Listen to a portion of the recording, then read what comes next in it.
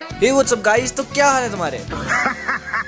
And I know ये video बहुत ज्यादा लेट आ रही है and I am so sorry for that. कभी कभी इंसान अपनी जिंदगी में इस कदर बिजी हो जाता है कि उसे कुछ और करने के लिए वक्त ही नहीं मिलता। And now the only thing that matters is I am back. And आज इस वीडियो के साथ ही मैं इस चैनल के ऊपर एक नई सीरीज की शुरुआत करने वाला हूँ, जिसके अंदर हम तुम्हारे इंटरेस्ट की या फिर कुछ ऐसी चीजों के ऊपर डिस्कस करेंगे जिनके ऊपर जनरली लोग बात करना पसंद नहीं करते या फिर उन्हें कभी बात करने का मौका ही नहीं मिला। एंड इस वीडियो की शुरुआत मैं एक क्वेश्चनिंग सिनेरियो के साथ करना चाहूंगा। मान लो कि तुमने अपनी जिंदगी में वो सब कुछ अचीव कर लिया जो कि तुम पाना चाहते थी, पैसा, फेम, पावर, गाड़ी, बंगला, माँ का प्यार एंड एवरीथिंग एल्स। अब एक मिनट के लिए अपनी अंतरात्मा से पूछ करके देखो कि क्या इतना सब कुछ अचीव करने के बाद तुम सेटिस्फाइड हो जाओगे?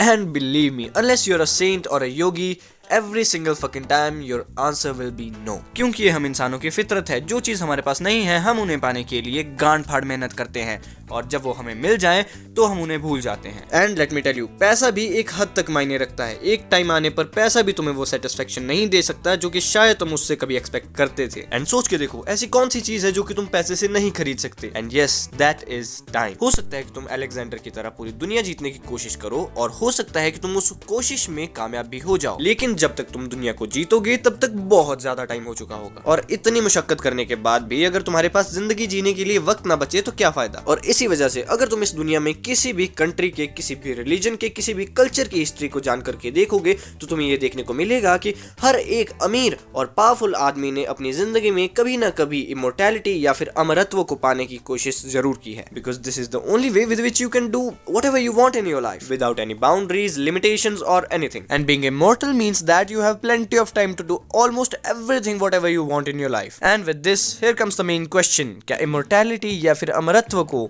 हासिल करना हमारे लिए पॉसिबल है या फिर नहीं? एंड वेल, इस क्वेश्चन के दो तरफा जवाब हो सकते हैं, एक अकॉर्डिंग टू साइंस एंड दूसरा अकॉर्डिंग टू माइथोलॉजीज और हिस्ट्री। अकॉर्डिंग टू साइंस, बुनियादी तौर पर हमारी बॉडी सेल से बनी होती है एंड माइटोकॉन्ड्रिया इन सेल्स को पावर देने का काम करती है। इन अदर वर्ड्स, हम माइटोकॉन्ड्रिया को सेल्स का पावर हाउस भी कह सकते हैं। और मेन प्रॉब्लम भी यहीं से शुरू होती है, क्योंकि टाइम के साथ ही माइटोकॉन्ड्रिया कमजोर पड़ने लगता है या फिर हम कहें डिग्रेड होना शुरू हो जाता है। और जब सेल को माइटोकॉन्ड्रिया से पावर नहीं मिलती तो उसका हाल वही होता है जो कि बिना चार्जिंग के तुम्हारे फोन का होता है, I mean dead. And according to science, अगर हम इस माइटोकॉन्ड्रिया की डिग्रेडिंग को रोक लें तो हम अमर हो सकते हैं। एंड अभी तो हमारे पास इसे रोकने के लिए कोई टेक्नोलॉजी है नहीं, लेकिन हाँ, कुछ ऐसी ब्रीदिंग एक्सरसाइजेस एग्जिस्ट करती हैं जिनसे कि इसकी डिग्रेडिंग को स्लो जरूर किया जा सकता है। और इसका मतलब ये है कि तुम लंबा जी सकते हो बाबू। और वैसे देखा जाए तो मार्केट में और भी कई थियरीज हैं जिनके मुताबिक तुम अपनी कॉन्शियसनेस को किसी कंप्यूटर के अंदर डाल करके काफी लंबे समय तक जी सकते हो, लेकिन ये सुनने में थोड़ा अमानवीय ढंग का प्रतीत होता है, इसीलिए इस वीडियो में हम इसे कंसिडर नहीं करेंगे। अब ये तो बात हो गई साइंस की। अब अगर हम यहाँ पर माइथोलॉजी और हिस्ट्री के ऊपर आ जाएं तो यहाँ पर चीजें थोड़ी इंटरेस्टिंग हो जाती हैं, क्योंकि ह्यूमन हिस्ट्री में ऐसे बहुत से 30 मार खान हैं जिन्होंने अमर होने के लिए ऐसे ऐसे कांड कर डाले हैं जो कि तुम सोच भी नहीं सकते। और इनमें से ही एक आ जाता है किन शी हुआंग। जितना पेचीदा इसका नाम है उतना ही पेचीदा ये बंदा भी था।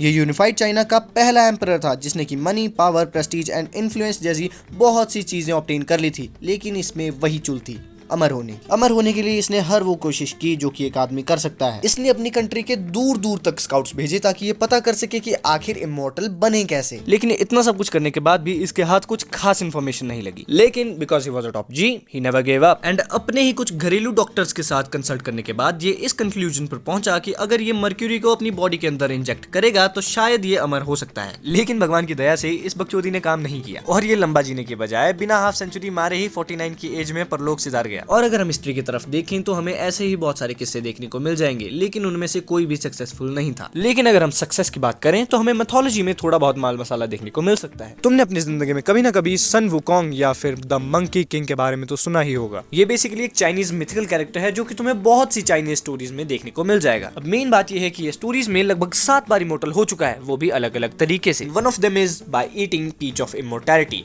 पीच ऑफ इमॉर्टैलिटी बेसिकली एक ऐसा फल था जो कि स्वर्ग में पैदा होने वाले एक पीच के पेड़ से मिलता था और जिसे खाने से तुम अमर हो सकते हो। And he have also drunk the heavenly wine, जो कि तुम्हें अमर बना सकती है। एंड अगर तुम इंडियन मैथोलॉजी को ले लो तो तुम्हें वहां पर समुद्र मंथन की बहुत ही फेमस स्टोरी देखने को मिल जाएगी। समुद्र मंथन की स्टोरी में बेसिकली देवताओं और असुरों ने टाई अप किया था ताकि वो समुद्र को मथें और वो अमृत को प्राप्त कर सकें। अमृत बेसिकली एक ऐसा लिक्विड था जिसे पी करके तुम अमर हो सकते हो। हाँ, वो बात अलग है कि असुरों के साथ KLPD हो गया था। लेकिन अब अगर तुम दोनों ही स्टोरीज के ऊपर ध्यान दे करके देखो तो तुम्हें ये देखने को मिलेगा कि दोनों ही स्टोरीज में हमें कुछ ऐसी चीजें दिखाई गई हैं जिन्हें कि तुम खा करके या फिर पी करके अमर हो सकते हो। इसका मतलब शायद उस वक्त में कुछ ऐसी चीजें एग्जिस्ट करती थी या फिर कुछ ऐसे हर्ब्स एग्जिस्ट करते थे जिनसे कि तुम माइटोकॉन्ड्रिया की डिग्रेडिंग को रोक सकते हो और तुम अमर हो सकते हो। लेकिन अभी तक हमें ये चीजें मिली नहीं या फिर इनके एग्जिस्टेंस को कोई प्रूव नहीं कर पाया। That's why these things are called mythologies. अब तुम खुद को अमर कर पाओ या फिर ना कर पाओ वो तो मैं नहीं जानता, लेकिन हाँ तुम एक काम जरूर कर सकते हो और वो है इस चैनल को सब्सक्राइब।